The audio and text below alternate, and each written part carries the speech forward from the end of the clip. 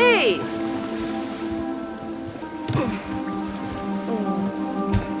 Oh, sorry. Connie, this is Alex. Hey, What's up, man? Conrad. good to finally meet you, Conrad.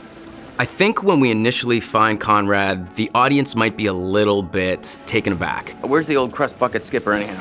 Because he's sort of rude, he sort of does whatever he wants, but what I like about this game and what I like about these characters is that depending on how the player plays, the choices they make, it can sort of mold the character. Guys, look, I think we gotta listen to our experienced, beautiful, smart, and beautiful captain here. If she says we should do things Connie, the right... please. I didn't bring you on this trip to get laid. Wait, what? So Conrad will always be Conrad. Conrad will always have this sort of attitude, this sort of brash nature. But depending on the choices the player makes, he can become a heroic character, or he tries to save his own life and takes off. You are an idiot. They left, didn't they? That doesn't make you any less of an idiot. He is not the most likable guy in the world, but I think that's what's fun about this kind of storytelling, this kind of gameplay, is that Supermassive creates stories and games where there's so much branching content that a player gets to choose and sculpt the kind of storytelling that they want. Hey, mind if I help you out a little? 1, why are you acting so weird? And 2, why are you offering to help for like the first time ever in your life? Look, I was just thinking it might make a good first impression on the lovely Fliss. Okay, now... I think my favorite character in the story is actually Brad. This is Brad, by the way, my little bro. Hey, man. Want to crack a cold one with me? And I think I like Brad because he brings the least amount of baggage to the story. I also feel like as I'm shooting the game and watching the characters develop, to me, Brad sort of feels like the audience. He's knowledgeable about the situation that they're in. What do you know about this wreck? Just rumors and theories. I got tired of the speculation and wanted to see if there was actually anything there. He has historical knowledge of the myth and also about the area, the historical area that they're in. During World War II, they built these suckers to cruise at the highest altitude possible while maintaining the ability to carry nuclear warheads. Nerd burst. Oh, please, keep going.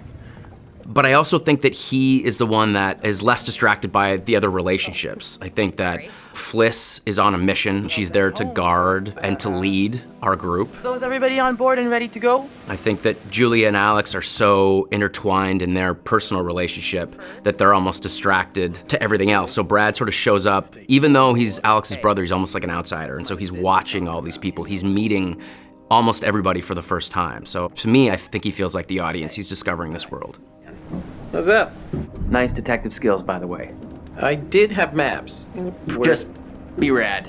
It's right there in your name. First of all, I'm a huge fan of horror films, horror entertainment. So I do enjoy being a part of the genre. And I think really the big difference, giving a horror performance versus any other performance, is essentially they're normal people put into an extraordinary situation, a heightened situation that we would never want to run into.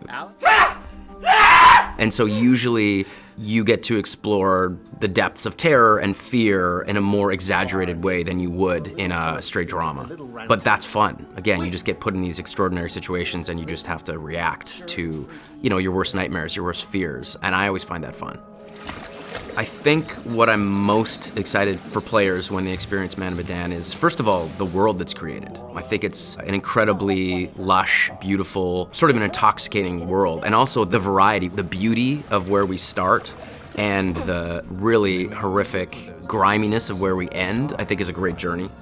I also think that it's going to be very exciting to explore the possibility of how these characters react. And again, that's why I'm a fan of games like this. That's why I was a fan of Until Dawn, because you take these normal people and you put them in an extraordinary situation and you get to play out your fantasy as a player, essentially. You get to experiment, like, what would I do?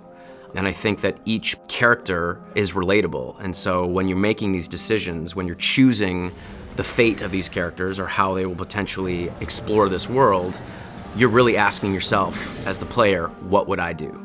And sometimes it's fun to be honest about what you do, and sometimes it's fun to just potentially make the wrong decision knowing you're doing that. I think that's a really fun thing, and I think players really enjoy that.